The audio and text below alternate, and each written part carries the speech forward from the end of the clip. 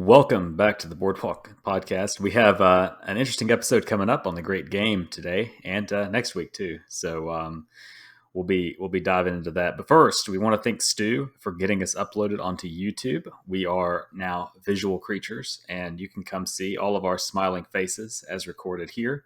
So Stu's uploaded them. I think we have some growing pains. Stu said a little bit with the episodes being out of order, but in the playlist they are in order. So.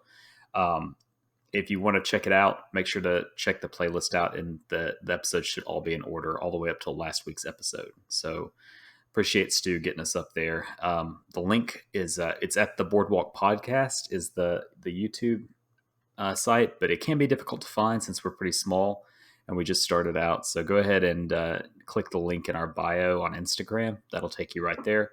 We'd appreciate you liking, subscribe, and clicking the bell icon, notify like all those YouTubers say that my kids watch. You sound like one of them. Yeah, I know. Yeah, click that bell icon to be notified, all that jazz. So we'd appreciate it. And he put video to the intro. He did. That's which was awesome. Yeah, Stu went back and found out where we got the intro audio clips and actually put the video there. So good for you, man. Hey, yeah, it was a lot of fun, friggin' pounding rocks together until videos came out. So I'm still learning. So unfortunately, we didn't record video for all of season 1, so it's just going to be a little slideshow there. But you still get to hear us, and it's mostly just for perspective for people that randomly find our channel through YouTube. The rest of you, we know you've been following us because our audience has been pretty great and supportive. So. Yeah, but yeah, any episodes from season 2 onward, you'll get to see us smiling, and guess you'll see if our living habits improve or get worse. See the change throughout the years. Hopefully, in 5 years, we'll be able to see how lively and full of vigor we were back here in 2021 before things got much worse. Right. So I'm in the process of moving, right? You guys know that. I'm going to make it my goal to record every episode from a different place until I get into my new house. I like it. Yeah. So I think this first episode was the last one I recorded in our old house before we had everything moved out. I'm at my in-laws' house in East Idaho. Next week I'll be at my other in-laws' house in South Central Idaho. And I'm just use different rooms there until we get into our house at the end of November. So that'll be fun. And then, since we're on video now, the obvious next evolution, given our Intel background, is we have to make accompanying PowerPoint slides. I like it. Yeah, absolutely. Yeah, PowerPoint with the charts watermark. Yeah, charts is coming back. That's big. If you missed the charts episode, go back and listen to the one we talked about with Mick. Was that when Mick was on? Yeah, first time. I think. Mick, we talked about it with Mick, and then we talked about it with Matt as well. That's right. We did talk about it with Matt Jarvis. So go back and listen to those episodes from season 1. They're pretty. Just listen to all of them again. Yeah, and make sure to interact with them. We got some interaction on YouTube straight out the gate from. So yeah, YouTube's going to be an interesting spot. By the military-industrial complex. And now, the Taliban will pay a price. Do we have the confidence to do in the Middle East what our fathers and grandfathers accomplished in Europe and Asia? The situation in Afghanistan is deteriorating. What I do oppose is a dumb war. But anyway, getting into it. This week and next week, we're going to be discussing a concept called the Great Game. So a lot of our listeners will probably know what that is. If you're interested in Afghanistan, you probably know what the Great Game is. But most people have never heard of it. So if you're one of the people that have never heard of it, welcome. We'd like to give you a brief introduction and kind of talk about some of the things that occurred in, generally the early 1800s up until modern times that kind of shaped Afghanistan into the country it is today. And so the term comes about. It was first coined, they said, by British Army Captain Arthur Connolly. The Great Game, this game between England and Russia for control of the geopolitical area that is Afghanistan. Of course, the British East India Company ruled India at the time. You talk about the military-industrial complex from the 1800s. I mean, the British East India Company is literally a company running a country on behalf of the British Empire. And Is Anytime. it safe to say that they're the most successful like defense contracting company ever? Oh yeah, Oh, yeah. I don't think there's any doubt that the East Yeah. India Company just killed it. They're essentially and running people. half the world at their peak, like crazy. Exactly. When we look at, and I know we've talked about it a little bit, like the winners and losers from the war, and we brought up, or it has been brought up, the stock valuations for like General Dynamics and Raytheon. If that existed during the British East India Company's time, it would. I mean, what Raytheon and General Dynamics and Boeing are getting would just pale in comparison to what the British East India Company was able to do. Like you said, Kyle, like they had governors running shit. Like it was its own government, but it was technically a private company. It's wild that there was a period of time when they were like the most powerful organization on the face of the planet.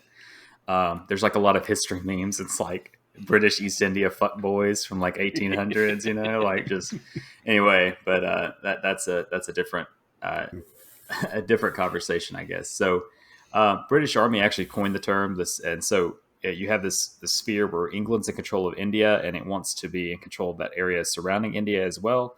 And Russia, of course, controls like all the modern stand countries right above Afghanistan. So Afghanistan's still independent at the time, and it kind of, as it does now, gets caught up in this because it's such a very important center of the world. This Silk Road, this economic center of the universe. It's like I just watched Dune, and it's like Dune is just space Afghanistan basically, except there's no spice in Afghanistan. Yeah. Well, there's saffron. Yeah, that's true. That's true. Yeah, that's very expensive, but it's Heroin. wild. So the Great Game just refers to that contest between England and Russia for control of basically for control of Afghanistan to expand their geopolitical sphere. So made famous by Rudyard Kipling in 1901. He used it in his book. Was it a poem, Kim? Is it a No, it's a book, a novel, actually. Yeah. Yeah, Full I novel. have it. I've read like one chapter of it. It's interesting. I want to keep reading it, so I hope to get to that. Yeah, I've always liked Kipling. He's definitely readable. Like Jungle Book's good. I mean, I've read Yeah. Jungle Book, and We all know Ricky Tikki Tavi is where it's at. oh yeah, That movie also was good. awesome. It was. I think I remember watching the cartoon in school. Yeah, Mhm. Yeah. so good. So anyway, yeah. So we would like to start out, I guess, by giving a kind of a brief background of some kind of ancient history with Alexander the Great. Alexander actually moved through Afghanistan. He made it all the way into India before he died, rather suddenly. Yep. So he moved through Afghanistan during his wars, and he used Afghanistan as this kind of base of operations against the Punjab people in India. So I think a lot of the reading I saw said that once he got through Afghanistan, he used Jalalabad as really the his central staging area to get to or to wage his war against the Punjab state. And interestingly, so in Kandahar, where we were at, there's still the old an old outpost from his army that stands to this day, like the ruins of it. But it's very clearly obvious that it's an old outpost, and it's like up on a crag, like just in the middle of the desert. It's kind of cool. But yeah, Kandahar is named after Alexander the Great because he like his favorite thing to do was name shit after himself, and that included Kandahar. It comes from the I don't think it was Sanskrit, but the original term was Iskandahar, which was some variation of Alexander. yeah. It's not. I wonder what language that maybe comes some from. Persian dialect? Maybe Persian or like Bactrian or something. I don't know. Ooh, could be Bactrian. Yeah. He actually had several cities in sort of western and central and southern Afghanistan, including an area in Herat, which is Alexandria of the Aryans, and then also Alexandria and Kakazim near Bagram. So yeah, that area that he operated extended pretty far, and then he used that as a base to launch attacks further down as he pushed towards India. So he named it Alexandria in Arachosia and suggested the name Kandahar evolved from Iskandar, pronounced as Skandar in the local dialect version. So maybe Pashto even. Yeah. I'd say like a big game of telephone, I guess. Or whatever they spoke in the year 330 BC. Yeah, that's a grunts. long time ago. Yeah. But anyway, yeah, like Afghanistan's been the home of several empires, including, like I mentioned, the Bactrian Empire, Persian Empire. All these people had fought and controlled it. And in a more modern sense, and we've talked about Ahmad Shah Durrani, this kind of king of the Pashtuns, basically. He was like the de facto like greatest ruler of Afghan history. So he comes about, what year was he? 1700s, 1700s? Early to mid 1747. Okay. He is when he gets to Kandahar. So yeah, 1740s is when he starts his reign. So we're skipping a lot from Alexander up to Ahmad Shah Durrani, but Ahmad Shah Durrani was an Afghan king who expanded Afghanistan greatly. It's rare that you hear about Afghanistan expanding its empire out, but he did, and he was quite the conqueror, and kind of known as like the father of the Pashtun people, I guess, in some respects in Afghanistan today. But as you'll see here in this podcast, his sons really kind of messed it up pretty bad, as is so often the case with great leaders. I mean, what parts did Ahmad Shah went into, like the Punjab state? He took over a lot of that. I think he expanded north and east, I believe, in Afghanistan when he was on his conquering spree. Mm-hmm. But yeah, anyway, all the way up through Kabul and into Pakistan. Yeah, so he had quite the empire that he had developed, and a lot of Pashtuns today kind of like call and kind of invoke his name a lot. None more so than like Hamid Karzai, who's also a Durrani, part of that Durrani sect. He's a definitely has called, invoked the name of Ahmad Shah before. So. But Ahmad Shah, as great of a conqueror as he was, and as beloved as he is among the Afghan people, especially the Pashtun people, he had sons, and his sons didn't do a great job. And that kind of leads us to a period in history where England is super powerful, Russia is super powerful, and his sons just happen to be kind of sitting on the throne of Afghanistan at the time, and they get caught up in it. So. Kind of leads us to the first Anglo-Afghan War, doesn't it? Kind of the first battle of the Great Game. So yeah, that is really where we see the introduction of the Khan Dynasty, because Ahmad Shah Durrani's, I don't know if it was his sons or his grandsons, it may have been his grandsons even, but like any empire, there's always somebody that wants to be in charge and somebody that is in charge, and basically, familial infighting led to a power vacuum. And with that power vacuum came the Khan Dynasty, and they were based out of Herat, I believe, if I read all of that correctly. And it was Dost Muhammad Khan. Like, because of the Durrani family fighting, Dost Muhammad Khan steps up and he fills in that void, whereas the Durrani, the de facto Durrani leader was Shah Shuja Durrani. So. With Khan coming in, that ends the Durrani dynasty. And the reason why Khan was able to, basically, like, he didn't usurp, right? There was a fucking internal issues and they took their eye off the ball, basically. The reason he was able to slide in and take charge was because, like you're saying, the Brits and the Russians wanted relations with Afghanistan. The Brits wanted to preserve or use Afghanistan basically as a buffer to keep the Russians away from their interests in India. And then the Russians, who had influence and control over all the countries that border what the present day north of Afghanistan, they wanted to continue that influence and obviously counter any potential British influence coming from India. So Dost Muhammad Khan was open to an alliance with the Brits, but the British attaché who met with Dost Muhammad Khan basically said no, because he didn't really have a disciplined army. It was just like, a bunch of tribes that he could call under. If you've watched Game of Thrones, it's very similar to, Stannis Baratheon, calling his bannermen, and everybody just shows up and they all agree that they're going to fight for this guy. And that's how it was in Imperial, I guess you would call it Imperial Afghanistan, under the Khans and before them the Durranis even. That didn't impress the Brits, who had a very disciplined, structured military, and this is going to come back to bite them in the ass. So take note.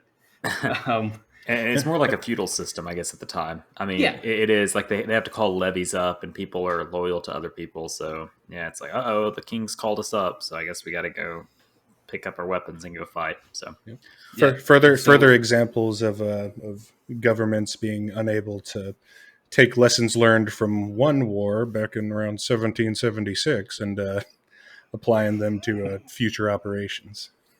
There are a lot of parallels throughout this episode, so stay tuned. So because the Brits aren't impressed with the lack of a formal, disciplined Afghan military, they back the Punjabs. Well, even predating the Khan Dynasty, the whatever has been the emirate or the empire or the kingdom of Afghanistan has they've been warring with the Punjabs forever, because that's what you do out there. That's what everybody did back then. This is a relatively peaceful time in civilization's existence. If you take a step back and you really look at it, warring factions aren't as significant as they used to be, right? So you had whoever was running Afghanistan was in just a perpetual state of war with the Punjabs. And so the Brits decided to back the Punjabs, and Russia in response sends an envoy to Kabul to meet with Dost Muhammad Khan. And he invited that envoy because he really wanted to have a relationship with the Brits. And he invites the Russian envoy, basically try to make him jealous, right? It's like fucking high school where you go out with one person because you want to get somebody else's attention. It makes no sense, right? But hey, fuck it. They tried and it doesn't work. And all it did is it caused Britain made the decision to, as we like to say, they doubled down and on their support of backing the Punjabs, and they prepared for war and sent a letter to Dost Muhammad Khan. So that after they have told Dost Muhammad Khan that they're not going to back, or they're not going to side with the Afghan government or the Afghan empire, or the Khan empire, excuse me, and that instead they're going to back the Punjabs, they send a letter to him insisting that he kick out the Russian envoy and cease all foreign relations with Russia. So you can only imagine what somebody's going to do when you tell them, hey, we're not going to back you. We're going to back your mortal enemy. Also, stop talking to this guy. Naturally, Dost Muhammad Khan says, fuck you, and he kicks the Brits out of Afghanistan. And that's really where the first Anglo-Afghan War starts in 1839. Yeah, and I think the British, they first come in 1839, and they make a quick work out of a fortress in Ghazni and stuff. Mm-hmm. That's kind of initial.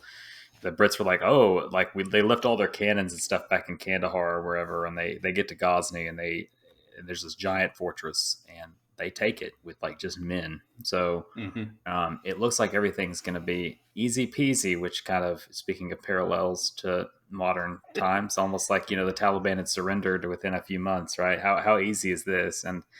But that's not really what happened, though.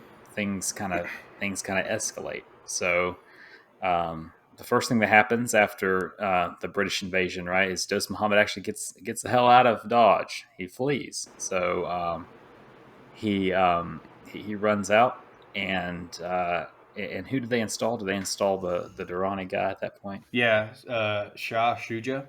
Yeah, Shah Shuja comes in. They bring him back, and Shah Shuja, he just wants to be in charge, so he's going to back anybody that's going to support his claim to ruling Afghanistan. So the Brits say they're going to back him, and yeah, you're right. They do make quick work of the Afghan tribal militias that they initially face. But then this is where the first mistake, or the first mistake on the part of the British military is encountered. Those Afghan tribal militias are not a trained and disciplined army, but all they do is fucking war, right? They don't have fucking uniforms, but it turns out they're really great warriors, because that's all they do is warfare, because these tribes are always fighting each other And then with the Code of Pashtunwali, they put those differences aside for the greater good of the Afghan kingdom or empire or feudal system, whatever you want to call it. And so what ends up happening is this untrained and undisciplined army that the Afghans don't have turns out to be a rather well-trained and well-disciplined collection of tribal militias. And the British Empire is, they quickly realize that this wasn't maybe not the best decision. And, what they thought was going to be a very short war turns out to be a 3-year long event in Afghanistan. Yeah, because immediately, Dost Muhammad gets kicked out, right? And the British are like, well, this is easy. And they start moving everything in. So, So all these forces are kind of led by this East India Company officer named William McNaughton. And so he starts moving all of his soldiers in, like lets them bring their families, like sets up, buys mansions and in places in Afghanistan, and just kind of hanging out in Kabul with all these, fancy British soldiers and stuff. They're like ice skating and crap like that and playing cricket and all this other stuff. Yeah. Well, as they do that, and start to build resentment. So not only did the British install somebody they didn't like, if that sounds like President Ghani, then kind of similar parallels and Karzai there. to an extent too. Yeah, in a way. I think Karzai was much more beloved than Ghani, though, by the Afghans. Karzai's more of a non-Pashtun thing. Ghani was kind of a universally disliked person. Right, yeah, just kind of hated. So they put Shah Shuja in, who nobody really likes. They don't like that the Brits are making themselves comfortable. So it's like, well, okay. So like Zach said, you get all these guys who've done nothing but fight their entire lives, and now instead of fighting each other, they have a goal, and that's to kick the foreigners, the Faranjis, out of Afghanistan. So that's what they set about doing, and that kind of leads to the next part. So one of the things that the British did not take into account, or not even that they didn't take into account, but they didn't know the terrain, obviously, the way that the local Pashtun tribal militias knew the terrain. And so they took advantage of that, right? They would force the British to use the mountainous passes, which bottlenecks them, and then you have the high ground, and you don't need to be a great strategic military mastermind to know that he who has the high ground has a great advantage when it comes to warfare. And the Afghan tribal militias were able to just peg these British soldiers just one after another as they're first entering Afghanistan. Once they realize that, oh, we can't win this, they start leaving Afghanistan. Well, the Code of Pashtunwali does not say, oh, well, if they're surrendering and retreating, stop shooting. So they just kept fucking going after it. And I mean, the casualty count for the British military was, or I guess for the British East India Company under the supervision of the British military, was significant. Ultimately, Shah Shuja is murdered in 1842, and Dost Muhammad Khan is reinstated. He returns from exile. He's reinstated as the emir. But here's the kicker, right? This is like, how the fuck do we not realize this here in 2021? The whole reason all of this started was in 1800, the Emperor of Russia, Paul, or Pavel in Russian, he wanted to march towards India. He wanted what the Brits had. And he dies in 1801, I believe, and his successor was Emperor Nicholas. And the Brits there was some Nikolai. Well, I mean, whatever.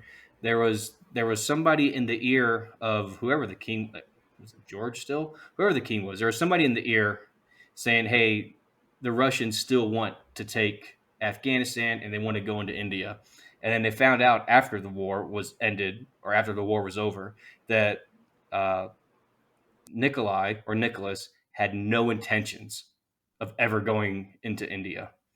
And they fought a war and suffered severe casualties because somebody the wrong person got into the ear of the guy in charge. Sound familiar? Yeah. Kind of there's a lot of parallels, I think, to these Anglo-Afghan wars, just as there are to every war in Afghanistan. They're all very, very similar. Yep.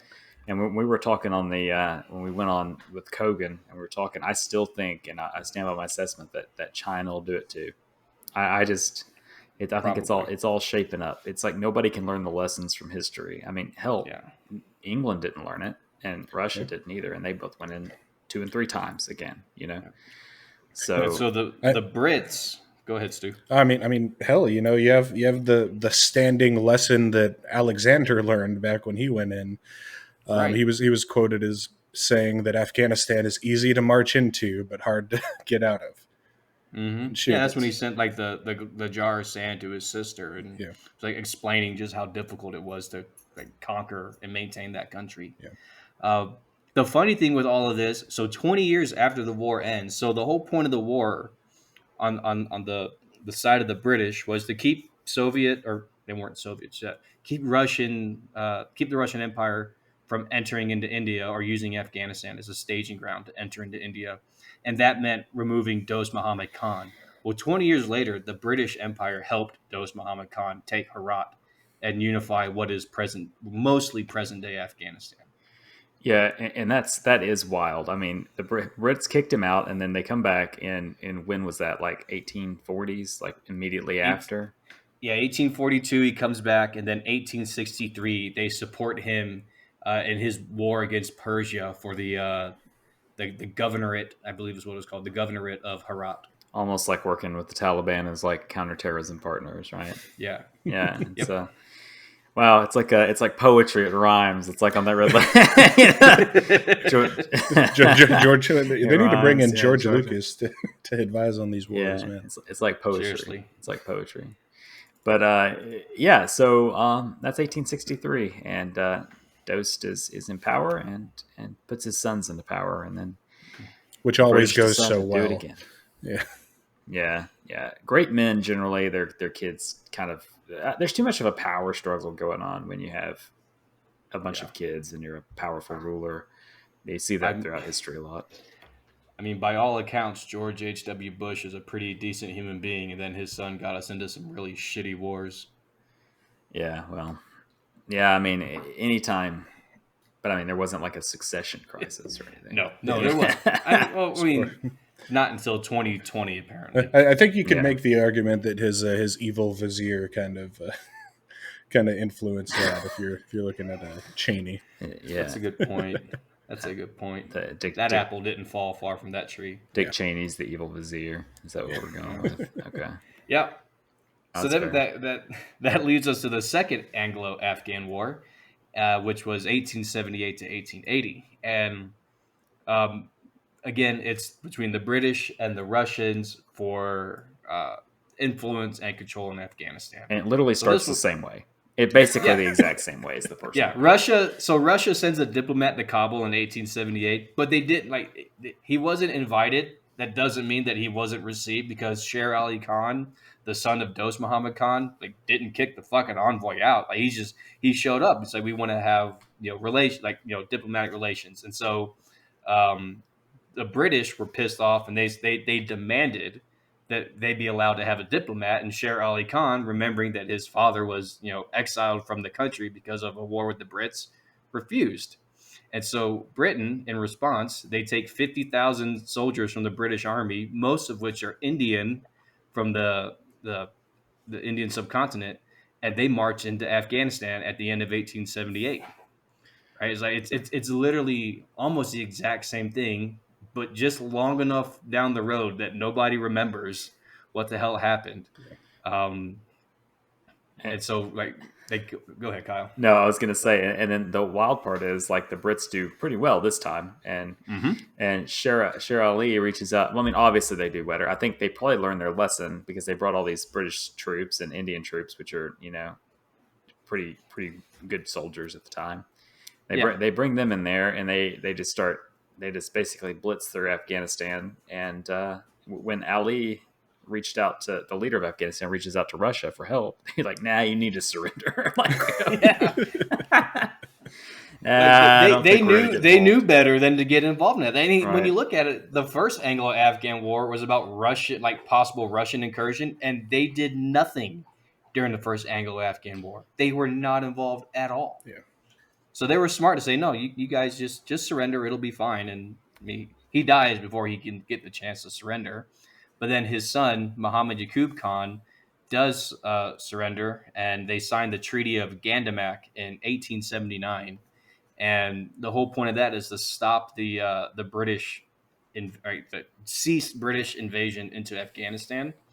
And one of the stipulations of that treaty was that in exchange for an annual subsidy, Yaqub relinquished the handling of foreign matters to the British Empire. So basically, Muhammad Yaqub Khan, who was the leader of the Afghan, I think they're an emirate. The leader of the country only handled domestic shit. If it related to Afghan trade relations with neighboring countries, the British were now in charge of that. Really fucking weird. So they must have been really getting their asses handed to them to make a deal like that, because that's a bad deal. And that's exactly, and that's a huge win for the British, who have now successfully expanded their sphere of influence into Afghanistan officially. So that's kind of what they wanted to begin with. So that the Brits do get, they do succeed there for a while. And speaking of, another parallel, I keep bringing up the parallels because I think that's the whole point of this podcast, really, is to go through history and bring up the parallels. But get in exchange for an annual subsidy, that sounds familiar. The United States basically, funded Afghanistan, funded its armies, funded its government, but we made all their decisions. So Afghanistan really wasn't making any sort of, international deals without the United States. So we kind of did the same thing that the British succeeded in doing in that second Anglo-Afghan War for a while. We basically controlled that country's foreign affairs. So, So that happens. There's an agreement that's reached, but there are Afghan elements that are unhappy with the treaty, which is understandable. So in response, they keep resuming the war, right? They start attacking British forces in Kabul, and that leads to a second British invasion. So they'd already said, "Hey, we're done. We all have an agreement," but then the Afghans technically broke the agreement. So the Brits come back into Afghanistan. They install Yaqub's brother, Abdur Rahman, as the emir. And the war goes on for about another year. And there's an Afghan victory at the Battle of Maiwan, which is on the Kandahar-Helmand border. And they are really, really proud of the Battle of Maiwan because the Afghans beat the shit out of the Brits. The problem is the remaining Afghan forces tried to pretty much reconstitute with another Afghan element in Kandahar, and the Brits slaughtered them, and that effectively ended the war. So then by 1881, the British had removed all military elements out of Afghanistan and had started or resumed those diplomatic relations, now with Abdur Rahman as the emir of the country. And the biggest thing to come out of the Second Anglo-Afghan War wouldn't come out until 1893. And that was the Durrani Line, which created Afghanistan's southern and eastern border, and to this day is not recognized by pretty much any Afghan Pashtun. Yeah. It's because it's what happens when Western countries start drawing borders around places they don't understand. And that's essentially what happened. British mandate for Palestine. Pretty much, yeah. So most countries in Africa. Yeah. I think something interesting to look at Britain's second invasion is the number of troops that they sent. They sent 50,000 troops in back when Afghanistan was maybe like a quarter or a fifth of the current population it is, and yet somehow our leadership decided that at its peak when we were trying to push back in 2014 that 40,000 would be enough for the entire country. So I think when Obama did the surge, I think they said the official highest number was 97,000. Okay.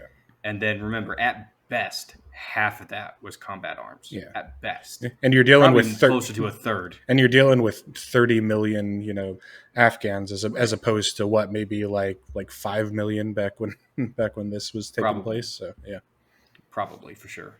But yeah, I mean, the British, that second Anglo-Afghan War, despite the Battle of Maiwan, is fairly successful for the British. And they basically get to control Afghan foreign policy, and they get to establish that Durrani Line, like we talked about, which the problem with the Durrani Line, and the reason Pashtuns, and including Karzai in 2017, said we will never recognize the Durrani Line is because it basically split the Pashtun population between Afghanistan and what's now modern day Pakistan. Like they just drew a line right through all the Pashtun tribes. So I was looking at the numbers, and they're estimating about 12 to 15 million. Like if we assume that 42% of Afghanistan is Pashtuns, which is the official number, that's about 14 million Afghans are Pashtun. The total Pashtunistan region covering Afghanistan and Pakistan is about 40 million Pashtun. So let's say 3/4 of those would be reconstituted within the Afghan Pashtunistan border, which predates Pakistan. So that 42% of the population in Afghanistan turns into something like 59% of the Afghan population.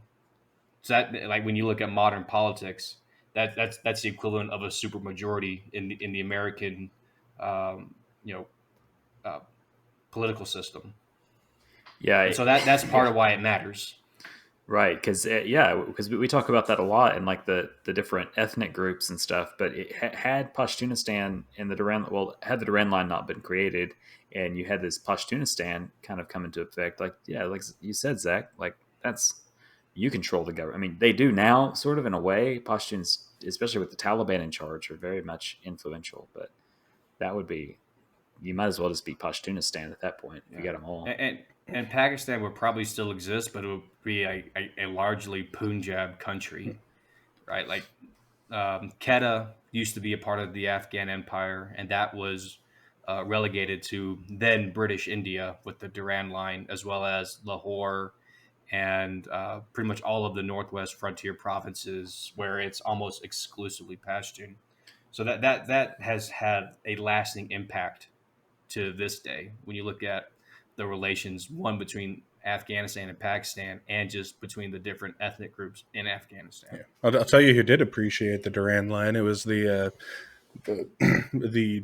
mid-level commanders that that went and wintered over in the Fata regions. Yeah, Definitely gave them a little buffer zone. I mean, if you're not a Osama bin Laden or some senior level guy, we're probably not gonna breach international boundaries to go after you. So yeah, the what Stu's referencing there is that in the wintertime when I hated when they would say that there was like a lull in the fighting, or like that there was an official fighting season and then there was like the winter months where they didn't fight. Like they still fought. It was just like, people who were at least somewhat important at some level didn't fight. And these Taliban commanders, they would come into Pakistan and they would go to places like Quetta and Karachi, and they go up to the Fatah, where their family, or at least their Pakistani-based family, might be at, and they would spend the winter there. And part of the reason they're able to do that is because you have a Durrani line that separates what probably would be a part of present-day Afghanistan had there never been a Durrani line, and that meant they were outside of the scope or outside of the reach of NATO and Afghan forces, and certainly something that helped extend the war. Yeah, for sure. I mean, just from an aviation standpoint and like our limits to where we could fly. I mean, you do not cross the border into Pakistan ever. Like as a U.S. Army air asset, you do not cross that border. That's for the Culinary Institute of America to do. But as a U.S. Army asset, like that was an absolute no go. So yeah, I mean, all you had to do is just cross the border. And to, like we said, to the Pashtuns, this border doesn't exist anyway. I mean, Quetta is Pashtun. That's Pashtunistan. I mean, they don't care if it's across the Durrani line, but they know that if they go across the line, they're going to be safe for a while. So, yeah, Stu, absolutely right. Yeah. And then that leads to the third Anglo-Afghan War, which was only like a month, right? But this is this one's a little ridiculous, right? So the third Anglo-Afghan War takes place after World War One. So during World War One, Afghanistan remained neutral. They were pressured by the Ottoman Empire to fight on behalf of the Sultan, because there was that common religion, right? And that's something that we see today, and we'll get into that next week when we talk about the great game of the 21st century, how religion ties a lot of these groups together. So Habibullah Khan, who I believe was the son of Abdurrahman Khan, so that makes him the grandson or great grandson of Dost Muhammad Khan. Yeah, great grandson. Yeah. he did accept a delegation from a Turkish German delegation, and he did receive military assistance from the Central Powers, right?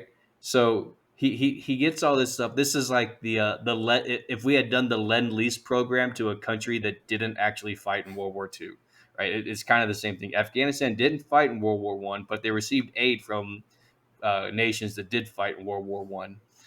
So after the war is ended, we have the Treaty of Versailles. And so Habibullah Khan, he thinks that Afghanistan should be fully independent from Britain. So he wants to get rid of that British envoy that's responsible for making like the foreign policy decisions. With that, he demands a seat at the table at the Treaty of Versailles. Granted, the Not whole point fought. yeah. Like one of the requirements for being at that table in Versailles was that you had to be an actual belligerent during the war. And his whole thing was like, well, we were aided by the Ottoman Empire, and we received funds from these Central Axis powers, and like, yeah, but you didn't fucking lose anything because you didn't fight in the war, right? So he uses that or he's going to use that to his advantage. But he's assassinated in February of 1919 because, of course, he is, because that's how that shit works. A lot of assassinations around that time. Yeah. Yeah, you're right. There was. So he's assassinated, and then, like what had happened with the Durrani dynasty, there's a power struggle between his brother Nasrullah and his son Amanullah. And I believe that Amanullah killed his dad because the first thing Amanullah did was have his uncle arrested for the death of his dad, Habibullah. And that pissed off a lot of the conservative Afghans because they were more partial to Nasrullah, who is a traditional, more traditionally Islamic, Pashtun-Wali abiding leader. And so now Amanullah has this, it's not an uprising, right? But there's a little bit of discontent in Afghanistan, and he doesn't really want to deal with that. So in order to try to quell that, he does like the ultimate bread and circuses thing. He decides to invade British India. And he wants to get rid of the Treaty of Gandamac, and he wants to gain independence for the Emirate of Afghanistan and remove all British influence and make these people happy. It's like, look, I'm going to go get rid of the white guys that have just like chilling here for the last 80 years doing whatever they want. And he succeeds because Britain had just come out of one of the most brutal wars of all time and all history, and didn't really want to fight a bunch of Afghans. So, and reeling from World War I, they kind of just, they signed the Treaty of Rawalpindi, and Afghanistan got its independence because Amanullah wanted to appease those conservative Afghans. So I guess he did gain their independence back. Yeah. In order to appease them, he also had to pretty much acknowledge the Durrani line. But they did adjust the Durrani line. So this Durrani line with the Treaty of Rawalpindi is the present-day southern and eastern border of Afghanistan. The old Durrani line goes like 70 miles further north into like the Registan Desert, and it cut the Pashtun tribe in Afghanistan even more. So they actually got a larger Pashtun population with the new Durrani line in 1919. But that's when the English-speaking white people realized that this is not a good idea. So now it's time for the guys who use the Cyrillic alphabet to do dumb things. And this is when we have the first Soviet occupation of Afghanistan, which is actually during the Afghan Civil War. All right. Yep. So as you know, after World War One, it was no longer the Imperial Russian government, but it was the Soviet Union. So the communists took power there, and the Soviet Union began their relationship with Afghanistan, which was actually, they maintained relations.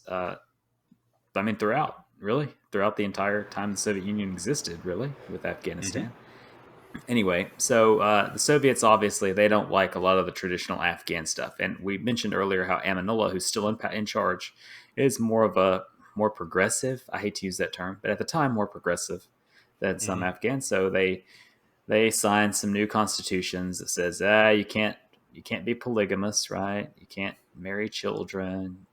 Women are not forced to wear veils and all that kind of stuff. So that's pretty progressive for Afghanistan 1920. Of course, that's going to piss a lot of people off.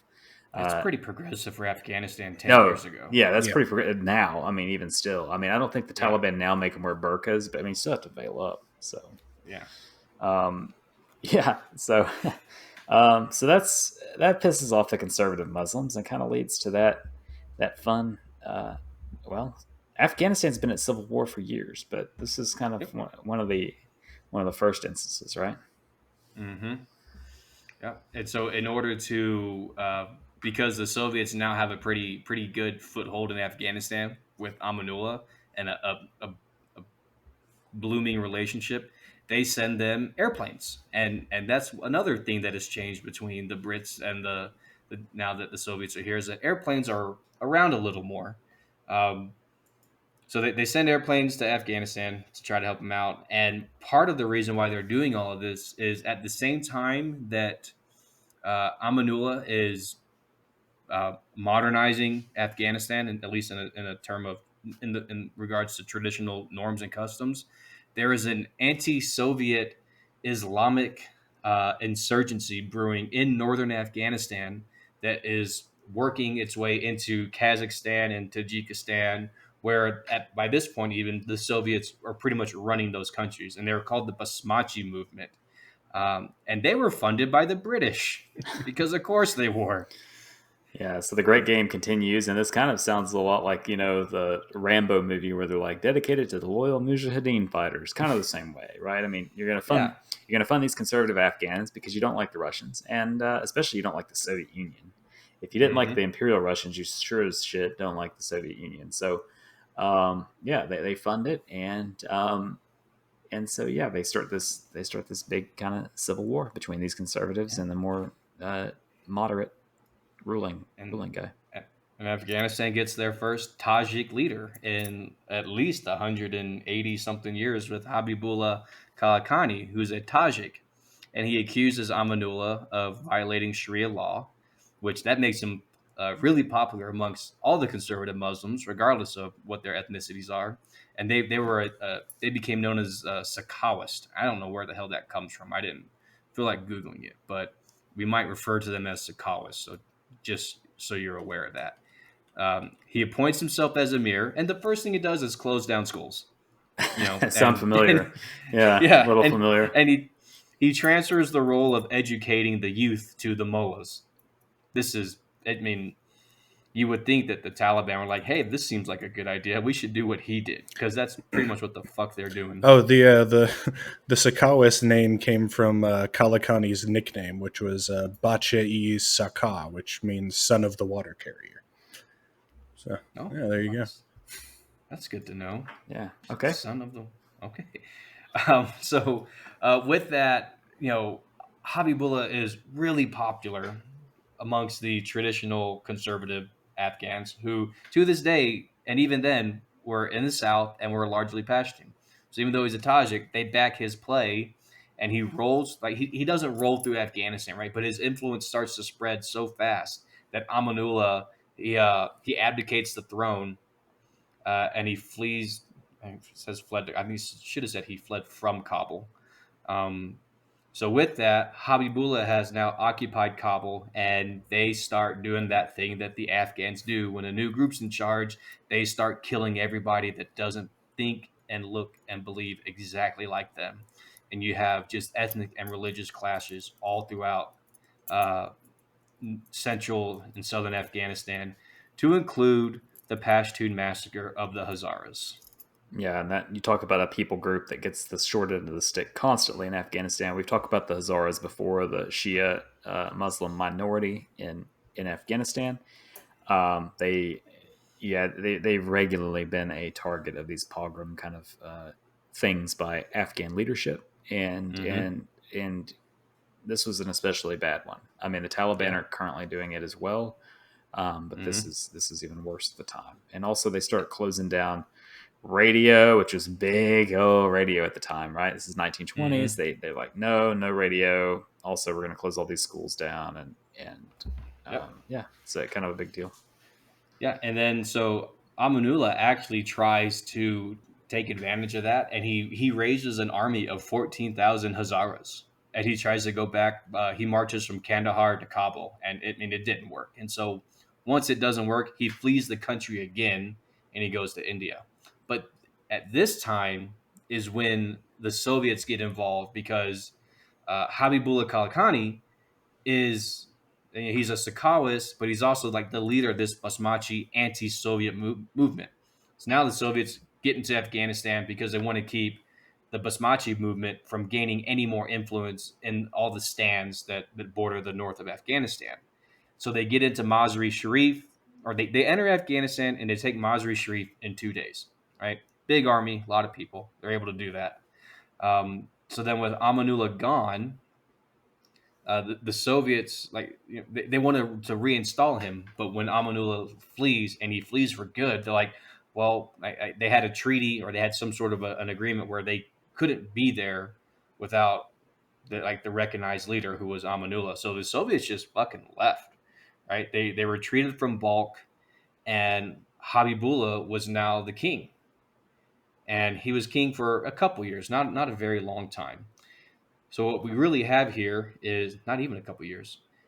So this creates another power vacuum because Habibullah Kalakani's reign is still really localized to northern Afghanistan, like Kabul and north, and you still have the majority of the population in the west and in the south. Well, Muhammad Nadir Shah, also known as Muhammad Nadir Khan, who is the cousin of Amanullah, returns from his exile under the promise that he's not going to try to overthrow the ruling government, which at the time was actually Amanullah. And like anybody else would do, he totally fucking ignores that. He starts slowly raising an army, and he takes that army and he eventually overthrows Habibullah Kalakani. So with that, you have the end of the the restoration of the Khan Dynasty. And so when that happens, the Soviets are now gone. They're okay with Muhammad Nadir Shah, at least for the most part. So he doesn't cede control of Afghanistan back to his cousin Amanullah, who assumed that he would. And Amanullah was so power hungry that while he was in exile, I think he exiled in Italy for like most of his life after the Civil War ends. He tried to plot with the help of Nazi Germany to retake Afghanistan. So I don't know if he tried to if he promised them Afghanistan, the fucking saffron they had there, if he would help them, because Nazi Germany had a relationship with Persia, which then became Iran. But yeah, he tried to parlay that into the Nazis rolling into Afghanistan and helping him, which they obviously never did. And Muhammad Nadir Shah became the king of Afghanistan. The last king of Afghanistan. Yeah. Was he the last one, or was his son the last one? Zahir Shah.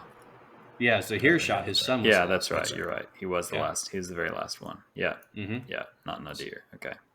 Yep. But yeah, so this, we're kind of entering the last of the Imperial Afghanistan days. And, but yeah, you're right. Names all kind of run together, but yeah. And that's where we get to the last bit of Western incursion prior to the Soviet invasion in 1979. So now that Muhammad Nadir Shah is the king in Afghanistan, and the Soviets had left, well, there's still that anti-Soviet Basmachi insurgency group that's still operating throughout northern Afghanistan because you can't really get a control on these guys. They're guerrillas out there and hiding amongst the mountains and shit like that. And now they're starting to go into the Soviet Union, where there's the Muslim population in the border countries, or the border states, and they're starting to attack the Soviet military. So with that, the Soviets say fuck it, and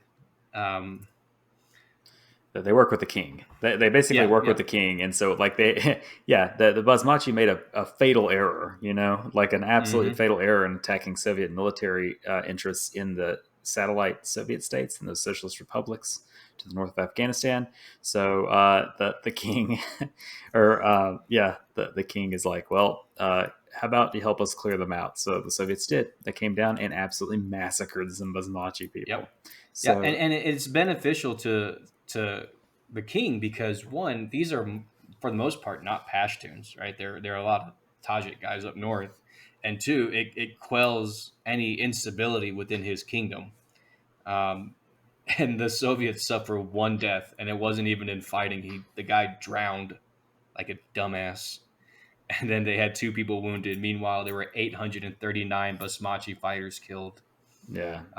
That ultimately ended any idea that this Basmachi movement would be any bigger. They limped along for like 4 years, like the Khmer Rouge did when they were finally ousted, and then they just like withered away in 1934. So and that kind of sets us up for what we're going to talk about in part 2 of this next week. And you basically have the Soviet Union having good relations there with the king of Afghanistan, helps him secure his spot. And there's going to be a lot more pro-Soviet stuff going on in Afghanistan that's going to lead eventually to the Soviet-Afghan War we all know and love from the Rambo movies. And so that's going to be coming up next week. But we really just wanted Charlie Wilson's War. And Charlie Wilson's War. And Ghost War. That's great. It's a great book, by the way.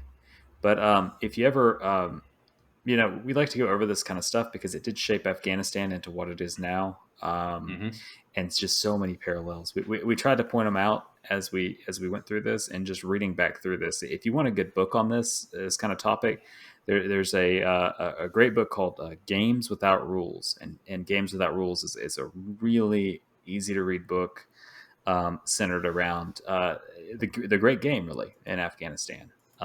He talks a lot about these figures we've talked about in a lot more depth and a lot more intelligently than we have. But we just wanted to give like parallels to this 1800s movement versus what we're seeing today, and because this is important when it comes to analysis and making assessments on Afghanistan. You have to look at the past, and a lot of this is basically just literally history repeating itself. So, and it's not just on the American government and military when we're talking about these parallels and not learning our lessons, because when we get into the episode for next week, the great game of the 21st century, we're not just going to talk about the Soviets and us. We're going to talk about all those Gulf states.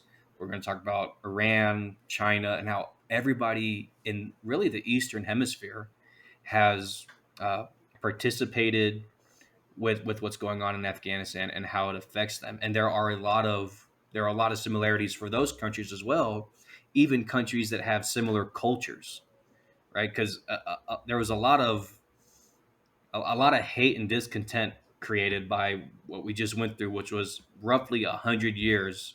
And we said it kind of tongue in cheek, but 100 years of white dudes who don't speak the language coming in and trying to rule a country, right? Naturally, that would piss off anybody.